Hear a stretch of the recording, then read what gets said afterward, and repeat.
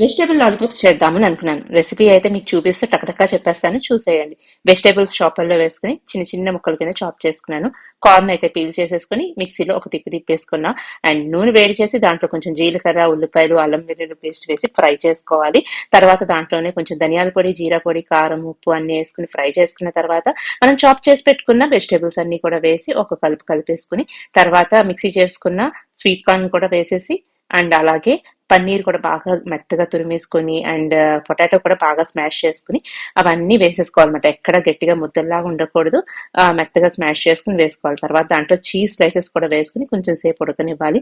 తర్వాత ఇంకా మాయిశ్చర్ అంతా పోయేంత వరకు కొంచెం కొంచెంగా శనగపిండి వేసుకుని ముద్ద గట్టి పడేలాగా మన ఫ్రైయింగ్ ప్యాన్ కి ముద్ద అతుక్కోకూడదు అనమాట. అది పర్ఫెక్ట్ కన్సిస్టెన్సీ. లాలీపాప్ షేప్ లో మనం చేసుకున్న ముద్దని ప్రిపేర్ చేసుకున్న తర్వాత కార్న్ ఫ్లోర్, ఉప్పు, వాటర్ మిక్స్ చేసిన మిశ్రమంలో ఒకసారి డిప్ చేసి రెండు వైపులా షాలో ఫ్రై చేస్తే టేస్టీ టేస్టీ లాలీపాప్స్